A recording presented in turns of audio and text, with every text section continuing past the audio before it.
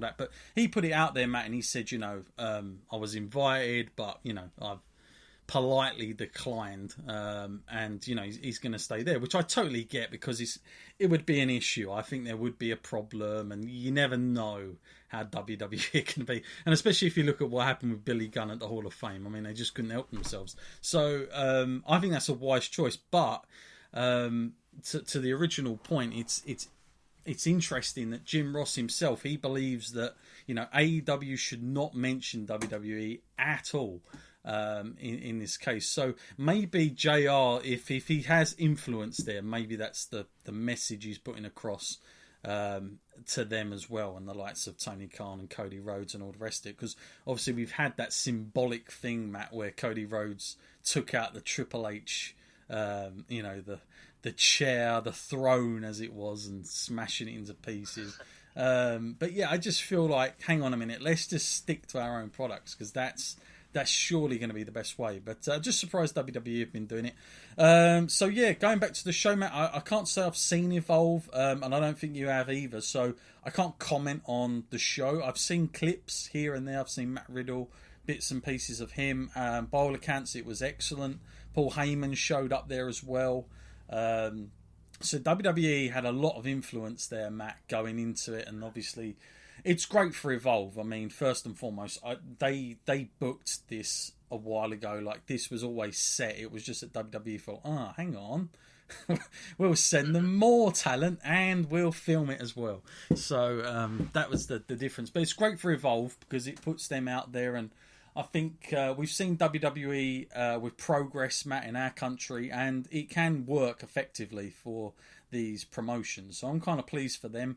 In terms of Fight for the Fallen, Matt, of course, these two shows that have come on in between, I know that Tony Khan said they are not to be taken as pay-per-views. They are not the pay-per-view side of things. These are very much in between shows. I know that the one we saw last time, which was the gaming show that they did, that was run by Kenny Omega the year before, and the year before that, so that was his gem. But Tony Khan just wanted to get in on it, and obviously had AEW follow it, and obviously Fight for the Fallen, that was just an idea that came around in January with Cody, and again he thought, I'll get behind this. What did you make, though, Matt, just as a summary, what did you make of another outing here for AEW? And early indications, I know it's early because at the moment they can only do pay-per-views, and it's pretty much now all into All Out, and then obviously All Out is followed by the TV deal on TNT, so I'm sure that's where we're going to really that's when stuff's really going to take place. So it has been hard for them, Matt, in terms of sort of some of the guys, some of the wrestlers that people might not be familiar with, because obviously that'll change with TV week to week, Matt, where you're going to be able to, develop characters as they go along. What do you make, Matt, of what did you make of the AEW show, Fight for the Fallen? I thought it was excellent, really. Yeah. I mean, for like you said, an in-between show, they did a brilliant job with it. Because there's not much time to build up storylines coming into this. They did follow on a little bit, like with the Jericho feud and the Hangman feud, and they added a little bit more here and there to that. But standalone, they just do what they do best, and that is wrestling matches, because all of those matches in there were top quality. And almost to the point now, I know it's early to say and everything, but when you compare it to the likes of Extreme Rules and that, you can see clearly now a difference in quality. And if you are enjoying your action between bells in the ring, then AEW is winning on that front for me. Yeah, I totally agree. And I know that people were sort of worried, have AEW got enough star talent? It doesn't really matter, Matt, in terms of, it doesn't matter who you have there. As long as it's the product they're producing is the most important. It's about creating an identity, and I feel like they're doing that. I think there was a couple of little things that sort of bothered me, but I think that's just because they're starting out, and you've got to expect that. But then there are other side of it, Matt, where their booking is very well done. I love the fact, Matt, that the tag team is taken seriously. That the Pentagon, the Lucha guys. I mean, they are. Compare that to, say, WWE's cruiserweight stuff. I mean, it's like the cruiserweight guys on WWE for the most part are running after R-Truth or Drake Maverick in the back. And that's all you ever see them, just running around. Whereas they're actually putting these guys at the top and they're main eventing. And I do feel like they are, really investing in it. I think, how many times do we hear WWE go, oh, we're going to give the fans what they want, we're going to make changes, and then a couple of weeks go by and it's back to square one again. I feel like with AEW, they have pulled through with this. Bar probably one thing, that's just the women at the moment, but I think that's going to come as well. But I think everything they've promised about, showcasing tag teams, and, wins and losses matter, those kind of things that they keep repeatedly saying do seem to be adding up a little bit here, and I like that. I know that wrestling is a work. I know we live in a day and age where everybody seems to know everything, but I think now your typical wrestling fan, more than storylines, I think they're just interested in what happens in the ring. Let's look at the athleticism, let's look at the storytelling, bell to bell, let's get great matches together. And I think AEW are doing this well. I think they're really producing something high level. Matt, as you said, a little bit of story going on. Obviously, Chris Jericho shows up. This guy never stops, does he? We've seen some of these type of antics that he pulled here. It reminded me of the stuff he'd done in New Japan at one time in one of his feuds. But I mean, they are now, Matt, they are all heading towards August, the end of August now. This is going to be the all-out pay-per-view. And the matches on it from now, Matt, I mean, is it fair to say they've probably sold you on it from where we are now? Yeah, I mean, as I said the before, ladder match, tag team ladder match looks unbelievable. I mean, I'll pay just to watch that, to be honest with you. I would actually just pay to watch that, so... Yeah, that's a surprise, isn't it, these days? Because coming from the WWE side of things, you get too much exposure to these things. You see too many ladder matches, it feels like, and it almost loses the impact.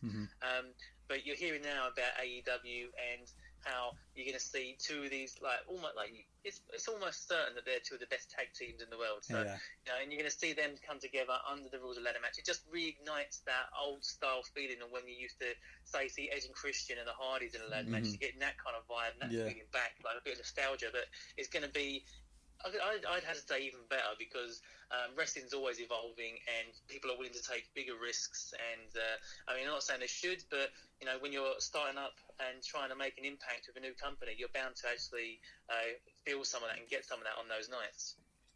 Yeah, absolutely. And of course, we know we're going to crown the first ever AEW champion, Matt, which is going to be a big deal, which is obviously, very well booked. You've got Chris Jericho, the big kind of name there, against Hangman Page, who, definitely has the look, Matt, to be a top star.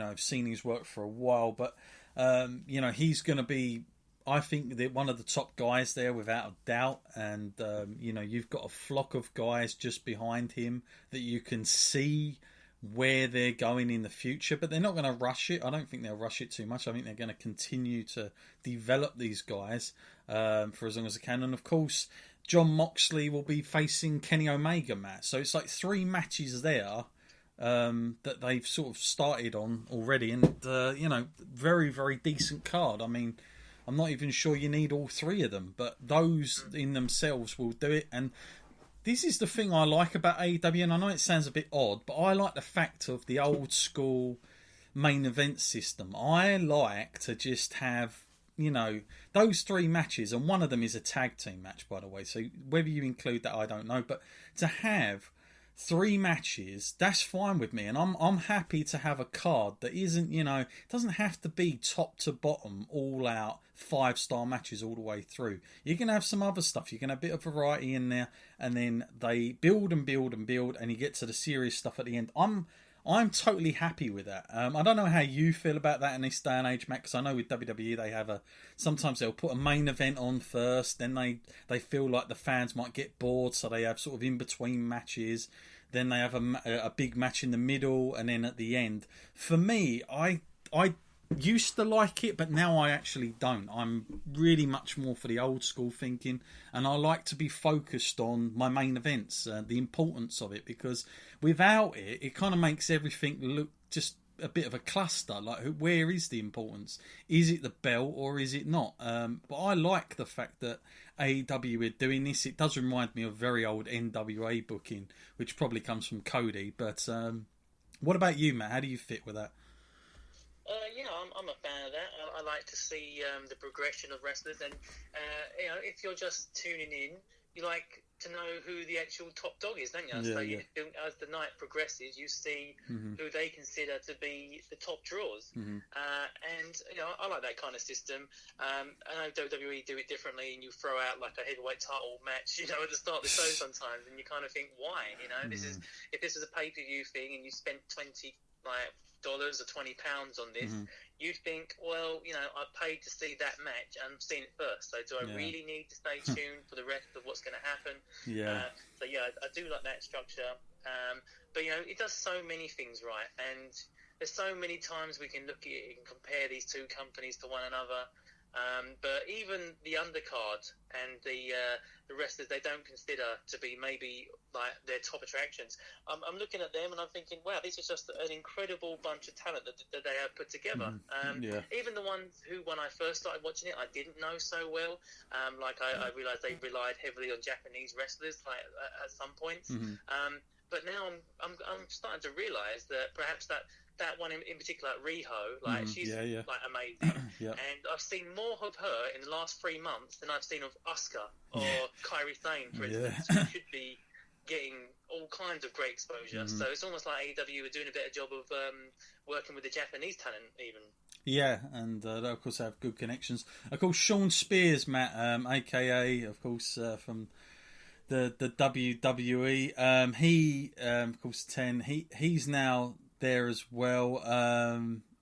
Ty Dillinger. What have you made of him so far, Matt? And of course he's obviously more than likely going to be him and Cody, I would imagine. But another guy who there might be a few eyebrows raised from the WWE side of things, thinking, hang on a minute, he's not he's been around for a long old time, and all of a sudden his name's been thrown about and bandied about a bit in the last couple of months here because of what he's been doing. Is this another example they're trying to set here, Matt, with what they can do with you as a talent?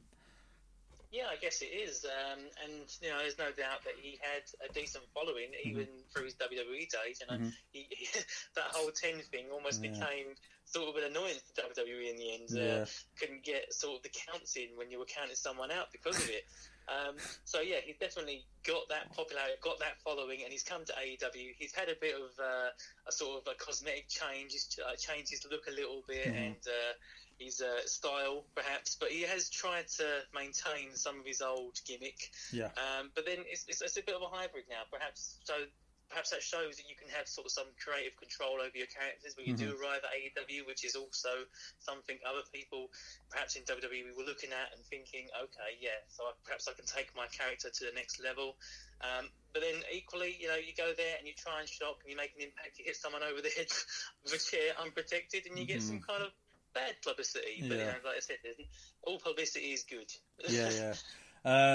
So and speaking of characters and change, Goldust, Dustin Rhodes, I mean, that guy, Matt, I mean, his match with Cody was, unbelievable in my opinion. It was a great match, great storytelling. I'm not talking about just because it was the brutality of it. I just liked the story they told, bell to bell. And I know we put that over last time, but even in that tag team match, Matt, I mean, he's in there with 3 guys, Matt, that he shouldn't be able to do this. But, he's pulling it off, not like missing a beat here. For him, Matt, it's almost like I didn't expect him to have a big role in AEW, but it seems like he could now, Matt, if he potentially wanted to. Have sort of these last years might cement another part of his legacy. I know his legacy is always going to be intact, he's always going to be known, but this could be another opportunity if Matt just to finish up things maybe the way he wanted to in WWE. Yeah, incredible as well. And it reminds me of something JR had said at the pay-per-view when he was saying 30 years ago in that building he had a 5-star match, and he's coming back there again, and